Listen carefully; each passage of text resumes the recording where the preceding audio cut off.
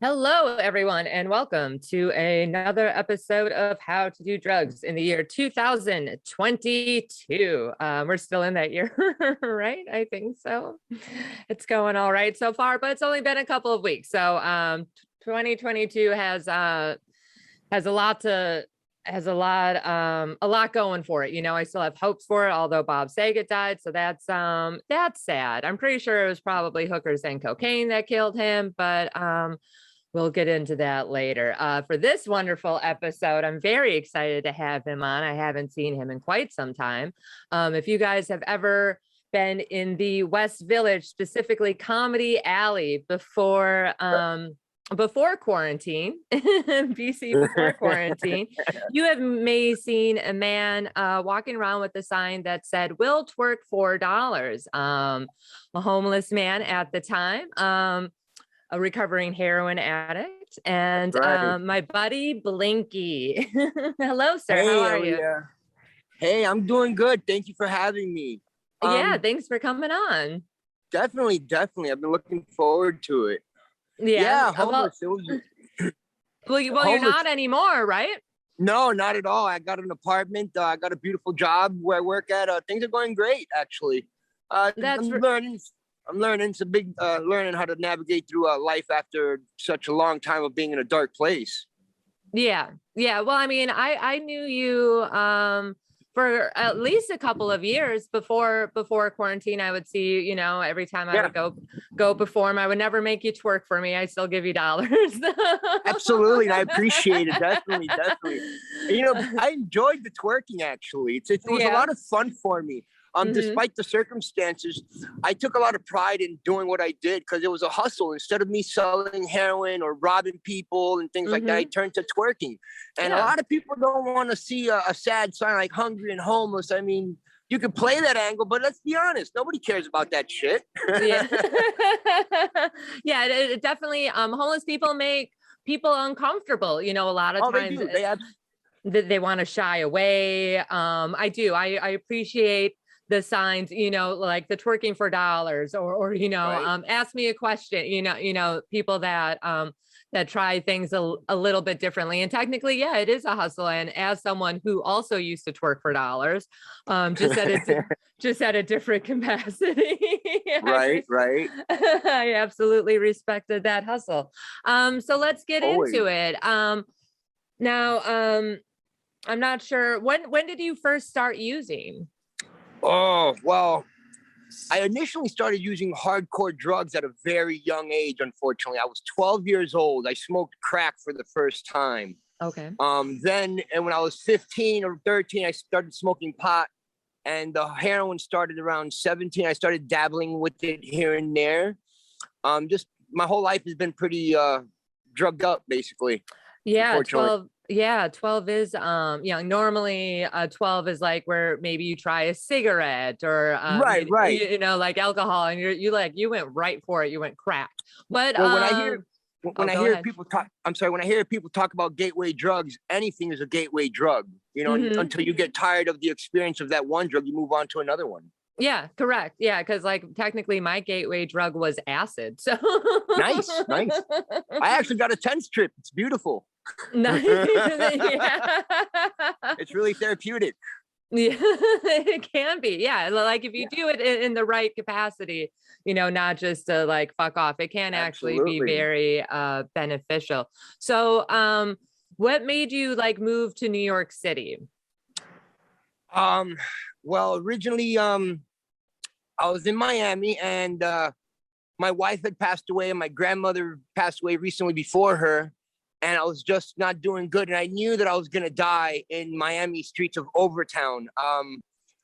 Life down there is hard, but I was looking at death by dope dealers or just going to jail for some heinous crime. And I went to New York knowing that panhandling is something that I could have done without having to commit a crime or something like that or worry about my safety. And Hmm. it's New York City. I mean, anything you do, it'll take off. If you want to sell water, you'll sell water because there's millions of people. It's a numbers game, bigger Hmm. city, bigger opportunities. And I also had friends in New York. And I came to New York. That was my first trip here. I stayed in an abandoned building in Brooklyn called the Bat Cave. And that was really nice. It used to be an old abandoned Jewish press building, a newspaper. And then somewhere the mobsters had bought it out and turned it into a landfill, and now it's just shut down. No, it's just shut down. Have you been homeless most of your life, like on and off? On and off, yeah. Mostly after my grandmother passed away in my 20s, and then I got clean for a while there, and I was doing pretty good. And my wife passed away after that, and that's pretty much ever since 2014 has been how long it's taken me to get clean till now. I've been clean now 2 years. Yeah, 2 years. Well, congratulations on that. Since the beginning of the pandemic, to be exact. Yeah. When the pandemic hit, I was wondering I became friends with you on Facebook. I'm like, oh my God, the twerking for dollars guy. I love that guy. Yeah. Thank you. Yeah, I enjoyed it. Well, the whole thing, it started to sink into me. Normally I would have a good money night out there. I would, my charismatic approach to people was different than most other homeless people I would believe. I wasn't aggressive. I didn't like to invade people's personal space. That's why normally I would just sit there and just not say nothing and let the sign do its thing. But I was having a hard night that very Sunday night of the pandemic, where they were shutting down the city. And that night I only made like $60. And that to me was a horrible night, because normally I would average out a lot better. And I was having a hard time. I reached out to my brother and I talked to him and I explained to him the situation. And he talked to me. He's like, dude, you're going to have to make a deal, either die on the streets or get clean. And he gave me an opportunity of coming out to Michigan to live where he is, and he's doing his thing. And I just buckled down, went to a detox program and bit the bullet. And I'm notorious for AMA, for just constantly walking out the doors and thinking I'm better than that, and then failing a million times. I know myself all too well. So I stuck with this inpatient program, and at first they tried putting me on methadone, which I completely refused. I did the taper, the 5-day taper, but I bit the bullet after that. I was like, no more. Even in the detox, I bunkered down. Luckily, I have a loving family and very strong support network that I was getting edibles while I was there in the program. Kind of take off the edge a little bit. Oh yeah, it was more like a medication than me getting stoned. It was help. It was better alternative than the methadone and the prescription medication they were trying to hook me up on. At first I was on sleeping medication, just trazodone, and I steered away from that real quick because I didn't like the side effects and just the way it made me feel. Is that because sometimes some people, like, they have to take methadone, like their body got so used to the heroin. Did you not want to have to like continuously take it, or did you think that maybe your body would get addicted to that as well? Well, my view on methadone and heroin and everything, I have a sense of being better than things really are. I believe I'm better than taking methadone or going the alternative route, because I'm the kind of person, I'm either all in or all out. If I'm going to be a heroin addict, I'm going to be a heroin addict. I'm not going to pussyfoot around with methadone and Suboxone. It's a great clutch for getting off of heroin initially. Then after that, the maintenance program, what they would call, it helps some people. If you could do it. For me, it just wasn't an option. I didn't want to be tied down by another opiate, whether it's legal or not. It's what's the point of getting clean at that point? It's just bite the bullet and man up, deal with your demons and your thoughts and shit the way accordingly you have to. I medicate every day by smoking pot. And the way I look at pot is a medicine more. I don't just smoke and get stoned. I'm going to go do some art. I pretty much sit there and go through my head and, reflect on myself. Is marijuana the only thing that you do? Do you like drink or anything? Or No. I was never a big drinker. Didn't like the way it was all sloppy. Like, I could drink, but no, I don't drink at all. I really don't. Don't like it. Don't like the way it makes me feel. I mean, I don't like hanging around other drunks. And I don't want to hang out by myself if I'm drunk.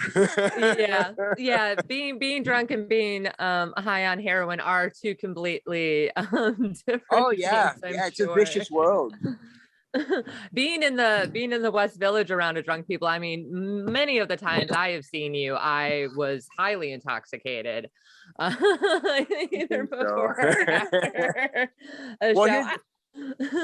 I got a good game face, so you were intoxicated. I was probably just as high, if not higher. I mean, it took a lot of dope to manage me to get me to twerk out there for people. Yeah. Were you so you were a freak, like a daily user then? Was it intravenously or like did you Yeah, snort yeah, it? I was intravenous. There's no other way for me. Like I said, I'm all in or all out. Mm-hmm.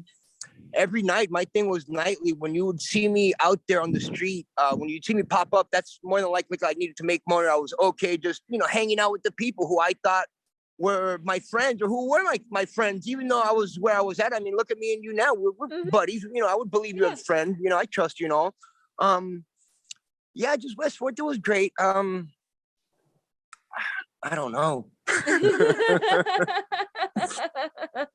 I get that. It was a comfort zone. I really liked West Fort, and I liked the people that were there. And because Mhm. of you guys having faith and trust in me, and even enabling me at points, you guys still treated me like a human being. And because of you guys, I'm here. Because there were times where late at night, I'm in a really bad place. I'm just dead broke because I have no money or something. I'm about to be dope sick. Mhm. I would you guys would help me push through. And I would reflect on the hanging out with you guys. And that's why I'm here now. Just playing. It's a lot of things that I'm proud of because you guys are proud of me. It's a mental thing. But yeah, intravenous every day. It was horrible.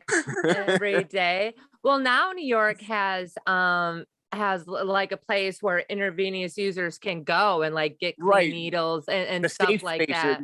the needle exchange Yeah. programs. Yeah, the harm reduction. It's a beautiful thing. It can be overwhelming in my opinion. Definitely, it can be a good thing and a bad thing depending on how you look at it. Yeah, people use safely, but then people are also going to exploit that and try to sell dope around there and things like that. Mm-hmm. So it's a slippery slope. But yeah, it's a good thing, I believe. It definitely prevents people from catching diseases and STIs and whatnot. They help people educate themselves. I got a certification in HIV and drugs awareness, some certificate I got there. I got to find it one day. I'll send it to you. But Nice. yeah, it's pretty good. I support them. I support needle exchange programs. I do. Unfortunately, if there was one in Florida, I wouldn't be in the situation that I'm in. But Yeah. they're healthy. They are healthy, and I've learned a lot because of them.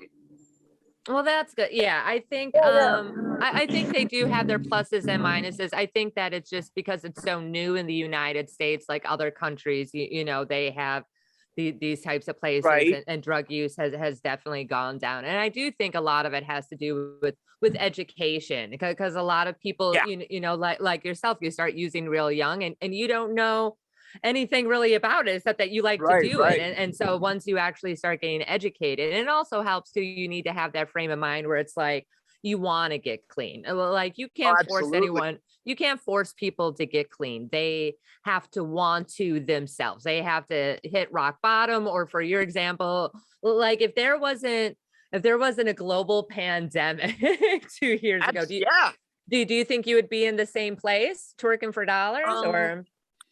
Absolutely. Absolutely, the pandemic helped. That was what the real catalyst to me wanting to get sober and clean was going to my brother's wedding the year before the pandemic even started, in 2017 when he got married. I went to his wedding and I went there all strung out, but I played the role that I was doing good and clean and sober. And I look like shit now in hindsight. I look at my pictures, but they didn't give me grief about it. And being there for his wedding in a different state, being in New York, I sacrificed whatever my comforts were to get to his wedding. That was a catalyst. Just standing there feeling like shit because here I am in front of my family, all strung the fuck out, and I've missed out so much of my life because of heroin and just drugs and just being in a bad mental state of mind. Yeah. Are you you're close with your family then? Were they the type of family that kind of like cut you off because you were using, and then they're like, if you get clean, you'll come back, we'll allow you to come back kind of thing? Or Well, yeah, they're very supportive no matter what. I alienated myself. They were always there. It was myself that chose to not be there because of my own selfish drug addiction. And they also told me, look, we have no time for nonsense, man. Get clean or don't or not. And that was the truth. It was like I have to make a decision, either get clean or die on the streets, Yeah. But they're very supportive, though. They're very beautiful and they're great. I mean, they're non-judgmental. I mean, I love them. And to be honest, they're not even my blood family. They're kind of like my adopted family since I was a 12-year-old kid. The story behind that is beautiful. Well, tell me.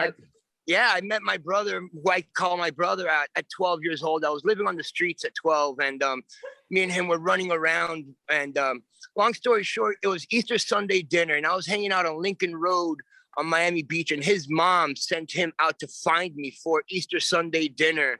And he found me, and we went over and we had a beautiful dinner. And ever since then, I've been a part of the family. They kind of took me in, and I gravitated to them. Just their love and the love that they have shown me what a real family is. It was intense. And the thing was, don't double dip the bread into the soup, the sauce. It was one of our things. I'll never forget that. But yeah, we've been friends ever since, and he's doing beautiful. He's got himself a storefront, and because we both come from pretty wicked backgrounds. Because he was smarter than I was when at a younger age. He got his shit together at 18, 19, and he's got a beautiful storefront. He's doing very well for himself, and because his smartness gave me the opportunity to do what I'm doing now. He's in a kind of like a role model, a little bit, like someone you can look up to, like a mentor or something like that.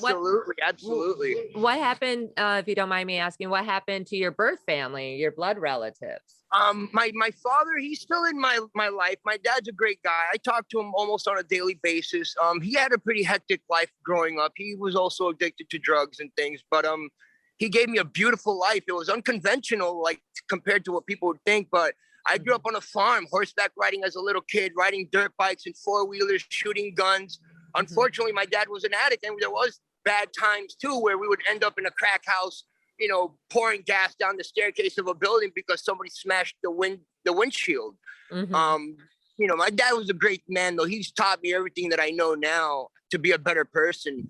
And even some of the negative things that we went through, he taught me how to survive. As bad as some people might look at it, those negative experiences to them are actually beautiful experiences to me, because I didn't do very well in school. I ran away from foster care a lot. I just had a traumatizing life. Just things were crazy. Nowadays, I don't find it traumatizing. It is what it is. I kind of just reflect on it, to be a better person. Yeah, well, a lot of that childhood trauma, it builds character, as they say. You know what I mean?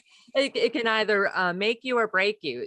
Some people it makes stronger. It could definitely make stronger. Some people, they have a harder time dealing with it. That's great that you still have a good relationship with your father. Does your father still use? No, he's been clean for several years now. He's doing pretty good. He's got himself a nice little job on Miami Beach, hanging out, looking at the pretty women. So he tells me, son, look, there's this girl I met. And I was, oh, it's good for you, Dad. And he has a hard time interacting with people, but he's a charming guy. I love him. He's my best friend also. Oh, well, that's good. That's good. And is your mother ever in the picture for this? Or my biological mom, like I said, I didn't meet her until I was 12 years old. Okay. Our relationship, I entertained it at 12, and I didn't like her boyfriend, and our chemistry just didn't sit well. And I just didn't see her ever since I was 12 again. Maybe I was 15. I saw my biological mom again, and that was about it. But I don't think about her at all ever. I got my strong family, who I identify as my mom, which is Alma, and my brother Sean and stuff.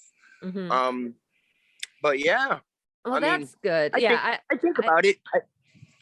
But no, you think about it? Yeah, I think about my biological mom sometimes, and do I have half brothers? But I don't even allow myself to entertain those thoughts, because it is what it is.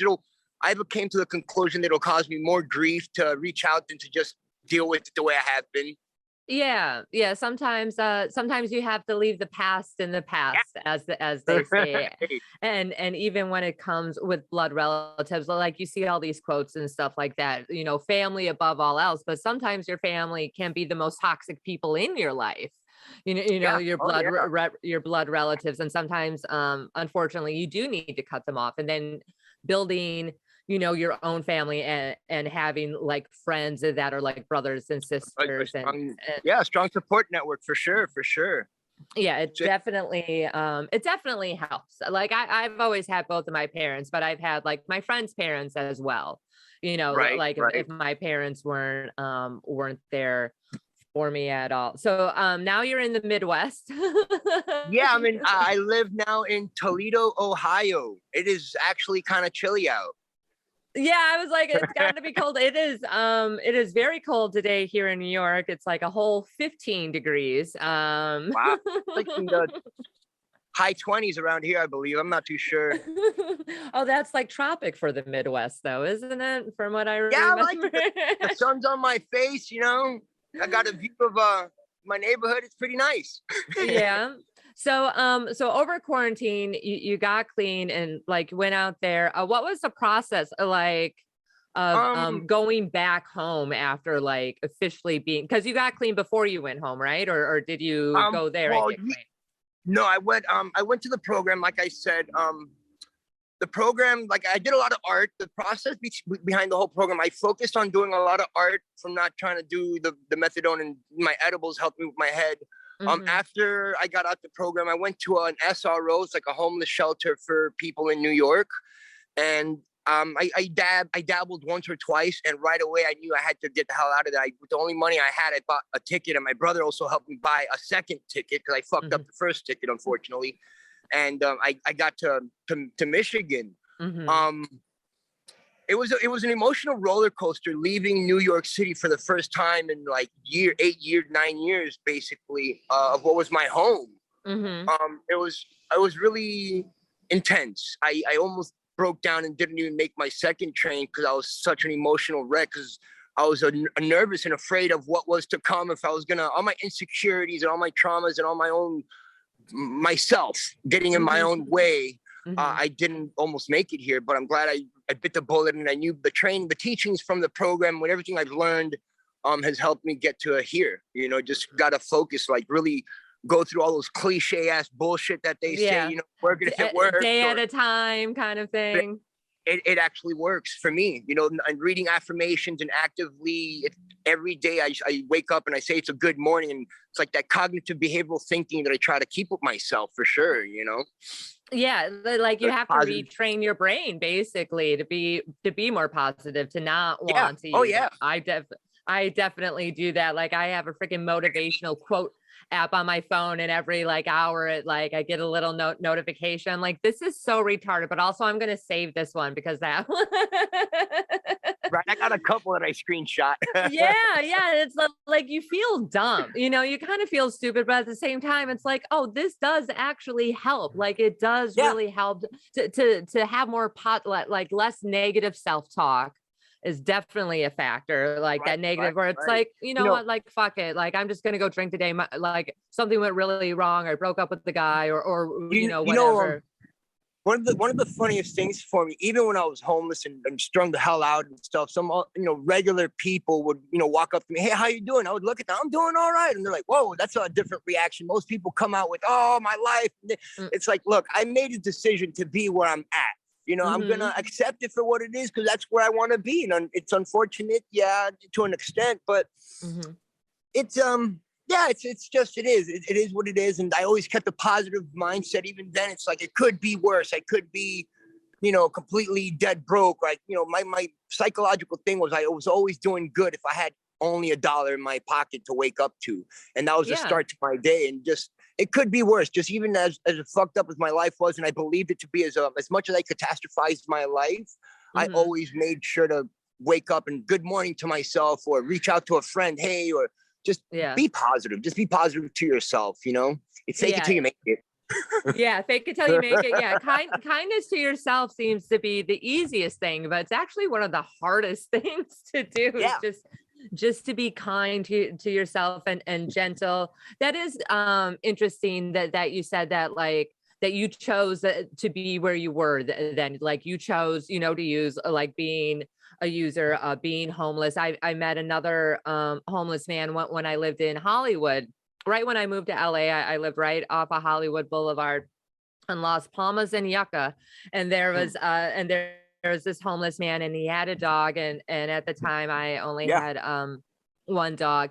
And we would talk, and we were smoking, like our dogs were friends. And, every time I see him, we smoke pot. And like, I had a conversation with him. His drug of choice was meth. He really liked meth. He was a veteran, and he was a veteran, and he's just like he got his benefits. He had a phone, like he had his little like tent area where a bunch of he was somewhat functioning. He was functioning. Yeah. And he had said that he's like, this is what I want to do. He's like, like it's same as my dad. He's like, I like doing drugs and I'm going to do them. And if this is how my life has to be so I can use, this is what I'm going to do. And I'm like, yeah, and I absolutely. respected that, you know, I'm like, okay, he's not one of those people just be like, oh, I'm homeless because I'm a drug addict or blah, blah, blah, like feel sorry for me. He's like, no, I chose this is the Yeah. life Well, that I'm believe, choosing. believe it or not, there were times when I would come up to, to you guys, the regulars, and I would feel bad because it's like, damn, I don't want to approach these guys like, hey, what's up? Or can you spare a cigarette? And, it was always, not embarrassing. I just didn't like the feeling of having to put my shit on other people as much as I depended on you guys. And I was really humble about it. I was always pretty self-aware of what I was doing and what was going on, mentally, at least to a certain extent. Yeah, to a certain extent. There's something I probably glorify this some, but it was crazy sometimes when I look at myself now and I look at myself where I was at back in the day, like a couple before the pandemic. When you guys would see me on the street corner just standing there doing all right, well, probably 20 minutes before that, I'm head first into a garbage can going through some kind of cocaine psychosis and believing that I'm going to find something. And it's crazy. There's a reason that happened. It's not because, we're just completely batshit crazy. It's because I literally have found hundreds of dollars of cocaine and products and things in the trash can. Yeah. It's wicked. It's just wicked. People are like, oh, look at that crazy crackhead. Yeah, you call it crazy, but there's a method to my madness and it's working just fine. And don't be upset at something you don't understand, or don't shun me or judge me because you're not where I'm at mentally. Yeah, and because you've never, like when I was a kid, I used to dumpster dive all of the time, and we would find the coolest fucking shit. Right? We would find all the money. We would find money. Sometimes we would find drugs. But yeah, like most of the time we were just looking for money because sometimes like someone would accidentally throw their wallet away or something. So here's a really funny one for you. So obviously I spent so much time out by myself. I was homeless, and I would walk and I would see the drunk people sometimes try to fuck with the ATM or something. And they, the little ones with the little flap on it where it's like on the wall. They would sit there and punch out and they would look at it all weird. And I would watch them. And they're like, are they leaving their money in the thing? And then 5 minutes later, they walk away all flustered. And I walk up to it and I whip out $100 bill. And it happened several times. It was hilarious how much that happens. And people would say to me, oh, you're crazy for checking the ATMs. I was like, dude, at least 3 times out the week, I'm finding money in those ATMs. As someone who used to because I used to be an armored car driver, I used to have to fill ATMs. I know exactly. They would be like, you have to, because sometimes the money would be brand new and it would stick together. So we used to have to beat money. Like we would have to beat it and like crumple it up and then put it in there. So every once in a while, if I walk past an ATM, I'll check it too. Yep. I know. 1 year, one of my best years for ground scoring in ATMs was on Halloween down on West 4th and McDougal. I was walking. Oh, I know that one. Well, the one right next to the Mamoon's place, and the one on the corner by the pizza shop. So I'm walking on the opposite side of the street, and I see literally money in the ATM, and I make my way with all the police and all the traffic. I jump the little guard barrier to go check the ATM, and lo and behold, I found $60 in it. I go ahead and I put that in my pocket from the walk. And mind you, I'm high as a goddamn kite on my psychosis. I walk from one ATM to the other, back to the corner. I check the same ATM twice. Before I leave it for the 3rd time, I check it again. After giving it 5 minutes, I find another $100 in there. And it was crazy. 2 times in a night. It was crazy. Yeah, no, that's that's a good night. That's it sure was. I mean, definitely. It sure was. Yeah, other people should well, I mean, if you have money, leave it for the homeless people. I love checking ATMs. Normally when I would if I've ever found money, I'll tend to like leave it in a special part of my wallet, or like I found 20s or something like that. Like I'll break it down to dollars, and then that will be the money that I give to homeless people. I have a couple guys on my corner, that have lived there. He's got his little setup and stuff like that. I give him food and everything like that. People are appreciative of that stuff, For Yeah. sure. I was definitely appreciative of the kind gestures you've given me over the years, for sure. I remember one night specifically, I asked you for a cigarette and you said, I don't have any on me. I'll be right back out. And then you went inside and I kind of figured, oh, she's probably drinking. She's not going to come back out. And you never did. But then 2 days later, you came back to me and you're like, hey, I remember I forgot to come back out and give you the cigarette. And you actually gave me $5 and a cigarette. So that's something right there. I was probably drinking. Yeah, no, it's a good time. You can't take it personal. When you're living that kind of lifestyle, you can never take things too personal, Yeah. Well, yeah, but I mean, like I knew, like we've had conversations, like you've hung out with us and stuff like that when we were out smoking. And yeah, I definitely there's been a couple of times when I didn't have anything. It'd be like the next time I see you, Right. No, I'll get you and stuff like that.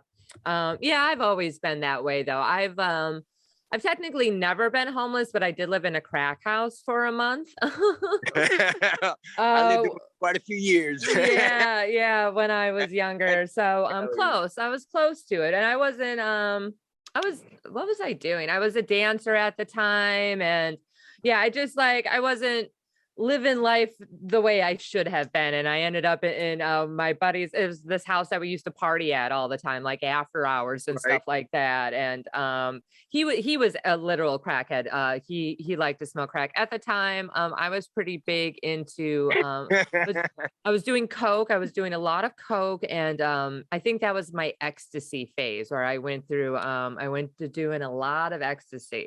I had my phase for sure when I was young. I actually, believe it or not, I prefer ecstasy pills compared to that Molly nowadays. Yes, we were just talking about that.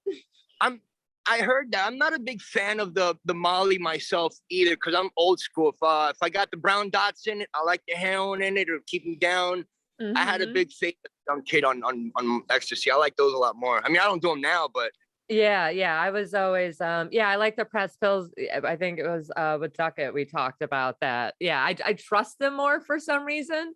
Because with the caplets, you can put anything in them, you know what I mean?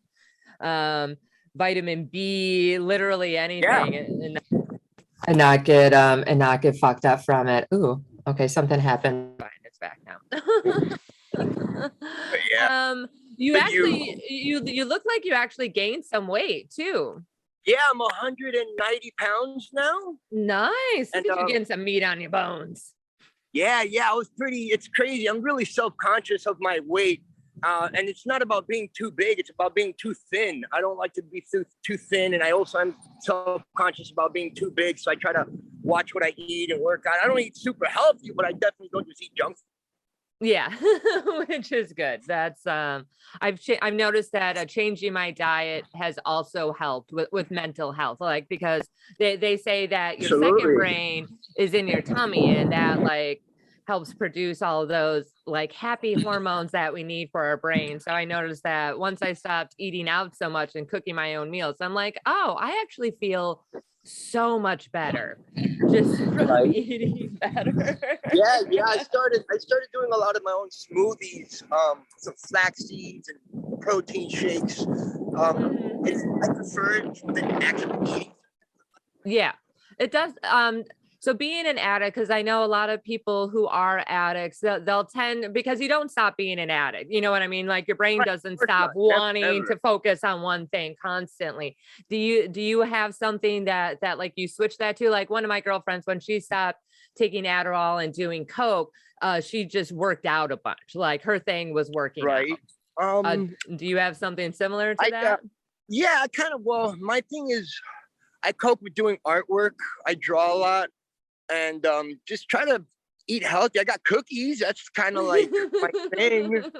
I like the cookies. I try to take it easy. I don't eat a whole pack in a night, but yeah, that's my go-to. That's my little addict thing there. I'm quitting smoking cigarettes. Actually, I don't smoke a whole pack of cigarettes anymore. Now I smoke a black and mild a night. So I'm trying to reduce that. Yeah. I don't know, just work. Work is also, my job is something that really, it's like my routine where it keeps me positive and healthy. Mm-hmm. Yeah, routine is definitely key too. Having a good, like healthy routine is also a big factor. Yeah, that's kind of what my focus is on work, just work. It's a laundry company actually. I do load dirty rags that come in from paint companies and print shops and mechanic shops. We just load them in the washer, dry them, and send them out again. It's overnight. I work the graveyard shift from 10 to 6, 10 to 7. And I like it. It's just my way of understanding positive mental health is you're doing good if you're working and you're trying to manage yourself. You're good if you're not doing drugs. I mean, I'm pretty okay with whatever comes my way now being sober than back then. I compare like everything. I compare it to back then where I was. It's like, oh man, life is better now than back then. I don't ever want to go to that shit, you know? Yeah. And that's good because some people will look at that and be like, I do want to go back and then go back. But you're in a place now where you're like, nah, I don't want. Oh, I have no option. But I'm not going to lie, though. The cravings are always there. There's times where I wake up sometimes still in the middle of the night, like wanting to get high. And you have to identify it and handle it accordingly for sure. Yeah. I got my demons every night where I deal with, and I cope by drawing and just being better. And what I understand of being better, working, not doing drugs, eating healthy. And I've been trying to fix my relationship with my daughter again. I got in contact with her during the pandemic, which was great. I've reached a lot of milestones. I'm pretty happy with the results of, what I'm doing. Oh, that's great. I didn't know you had a daughter. How old is she? She's 16. Oh, wow. Yeah, okay. yeah. She's a beautiful girl. She plays the piano. She skateboards. She knows how to draw very well. She's very fluent in different languages: Greek, Greek, Italian, and English. Reads it fluently. She's great. She lives in Massachusetts. Oh, that's awesome. Yeah. And so you guys got back in touch, and now have you seen her or not yet? No, I haven't seen her yet. It's we're still in the process, but it's a slow, tedious process. But I'm enjoying it though. I'm happy with the way things are going. Yeah, and that's great that she wants to get to know you and yeah, she was very receptive when we spoke and all. And then the grandparents, adults, they get in the way just to make sure that that they're safe and stuff. Yeah, their safety is the top thing, and I'm okay with that. I don't mind playing this song and dance because it's what I want, Yeah, and you'll dance all you need to. Oh, absolutely. And all I can do is just put my best effort into being a better human, to myself. I don't want my relationship to end up the one that me and my daughter have. I don't want it to end up the way me and my mom's did. Absolutely don't. So I'm gonna try to continue reaching out always and just be a support however best I can. That's awesome. That's great to hear. Well, it's been so fun talking to you. I know you're probably freezing. I'm okay. I'm enjoying this. Yeah. I'm enjoying this actually. It's been it's good to see your face again. I'm glad that you're doing so well. You do. Thank You look so much better and healthier and happier. My girlfriend's great. Got a beautiful relationship, That's awesome. And aren't you getting engaged? I thought did I read that right? Yeah, we're engaged. We don't have a date yet, but we're definitely loving each other. That's good. I'm so happy for you. Thank you. Yeah, she's a very beautiful woman. She's very understanding. She's a beautiful artist. She likes to do art. She's got her own page on Facebook. Stephanie Peebles. If you look her up, she does an art group called Lifted Artist. It's a really good supportive community, actually. Oh, that's awesome. That's how we met. Yeah, that's how we met, was through the art group. When I first got to my brother's house, I was isolated. I was he would come over and hang out whenever he could for work, because I worked there and lived at the same place, and I would see him once a week. So this art group was where I gravitated to, and that's how we met, was just chatting through art and me posting my artwork, and then me and her just started talking, and things blossomed into what they are now. And when we first met during the summer, we actually stayed at a campground in Grand Rapids. It's called Willow Ranch. It's a really nice campground with a lot of artwork. And I lived there and stayed there and did a lot of art on the campground. They had festivals there. It was beautiful. I got to paint a raccoon and build an earth ship made out of concrete and sandbags. A lot of physical work. I got to cut down trees and stuff like that. It was great. It was a wonderful experience. I got to build an A-frame house with somebody out there, which was really dope. It was really good to adjust to being back in society. I didn't want a 9-to-5 job and me and her, our relationship took us to this campground, and it was great, man. Just this whole introduction to being normal, you know? Yeah. Well, being healthy, your version, Yeah, yeah, your yeah. version of normal, your version of Absolutely. healthy, which is great. Do you want to tell people your social media accounts? Do you want people to follow you? Yeah, that's fine. That's fine. I don't mind. I got an Instagram account, Blinky one only, for sure, if they want to follow me on Instagram. And I will tag you, and people will be able to find you that way too. Yeah, definitely. I post my art there and what I do, for work sometimes. I always find beauty in my work, which is weird because the chemicals that pour out of the machines on the floor, they're mixed up with oil and whatnot. Oh. And they actually create some really nice designs. The colors and the hues, the way they blend in together. Mm-hmm. It's pretty dope. Pretty is it weird to be around those? Like, have you ever been a huffer before? Like, no, it's actually funny. So there is a warning to being there, to where I work. There's a hazard because when the material comes in dirty, it's a lot of paints, aerosols, like whatever these epoxies and stuff like that are. So I have a respirator that I use for work whenever I unload the machines and stuff like that. So you don't get a contact high from the paint. It happened to me though. The first night I was there, I was like, "Oh, okay, whoa, this ain't working for me. I quit getting high a long time ago." You're like, "This is an unhealthy situation." Yeah, it's definitely not a whip it. That's for sure. Oh, fucking love whippets. God damn it. Fucking hippie crack. Yeah, everybody loves them. Right. I told fatties. Well, you can find this wonderful podcast, How to Do Drugs, everywhere you pretty much find podcasts: Apple, Amazon, Audible, Spotify. Follow us on Twitter and Instagram, How to Do Drugs Pod. And please rate, subscribe, and review. I definitely need, I haven't been asking for that. So if you guys could please rate and subscribe, that would be fantastic. Thank you so much for coming on, hon. Oh, definitely. Thank you for having me. It was a great pleasure. Yes.